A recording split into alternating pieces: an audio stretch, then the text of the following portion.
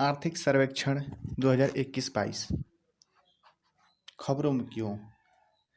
वित्त मंत्री ने संसद में राष्ट्रपति के संयुक्त अभिभाषण के बाद आर्थिक सर्वेक्षण 2021-22 को संसद में पेश किया। सर्वेक्षण का विषय था एजिले अप्रोच। आर्थिक सर्वेक्षण क्या है? यह एक सवाल उठता है, आर्थिक सर्वेक्षण आखिर है क्या? यह पिछले एक वर्ष के दौरान अर्थव्यवस्था की स्थिति, सामने आई चुनौतियों और उनमें संभावित समाधानों पर एक रिपोर्ट है।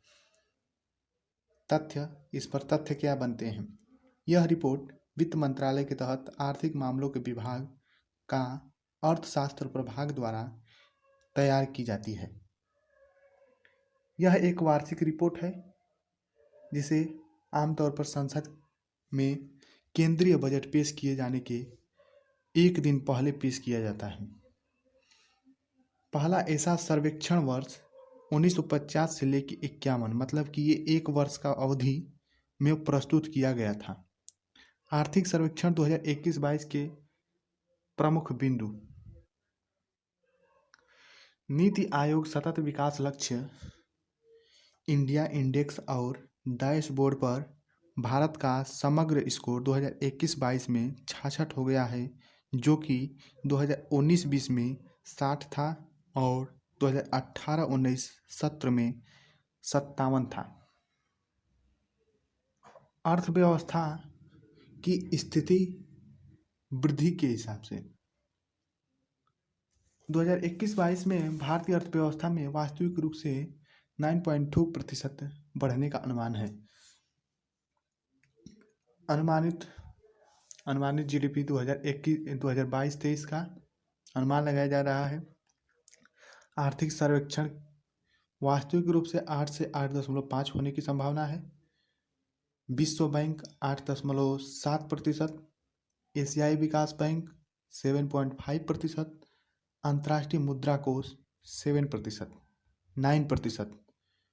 और यह भी अनुमान लगाया जा रहा है कि यह 2023-24 में अंतर्राष्ट्रीय मुद्रा कोष 7.1% होने की संभावना है।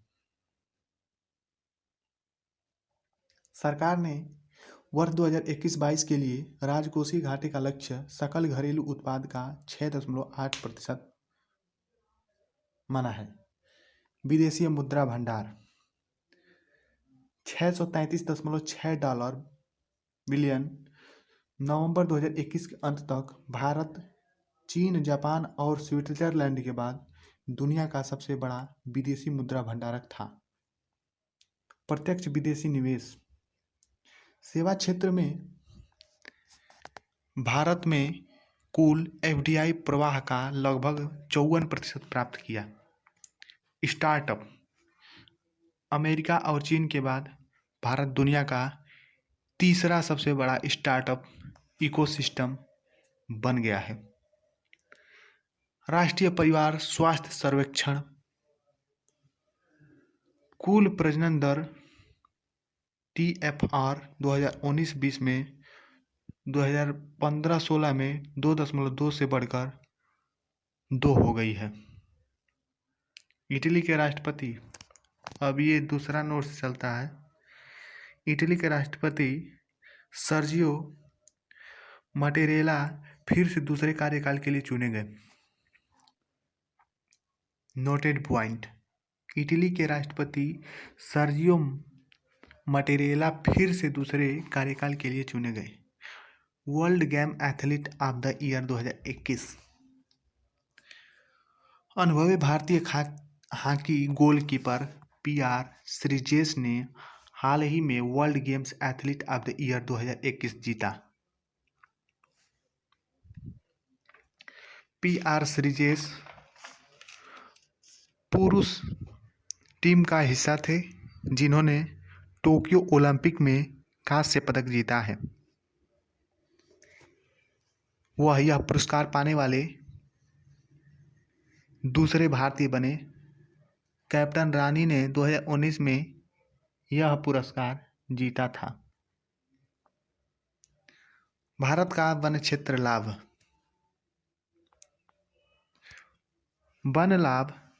क्षेत्र में भारत का विश्व में तीसरा स्थान है।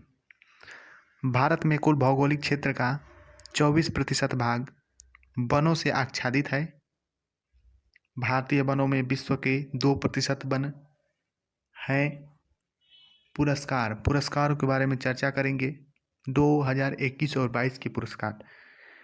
पद्म पुरस्कार को 3 श्रेणियों में विभाजित किया जाता है। पद्म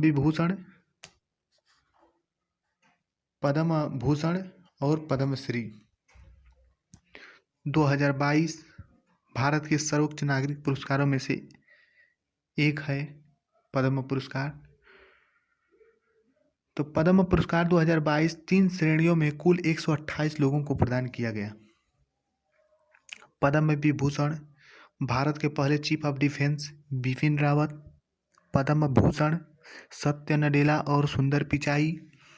पद्मश्री नीरज चोपड़ा और गायक सोनू निगम। फीफा पुरस्कार 2021 सर्वश्रेष्ठ खिलाड़ी लेवांडोव्स्की पुरुष टीम में और एलेक्सिया पुटेलस महिला, जो कि फीफा पुरस्कार 2021 पाए हैं।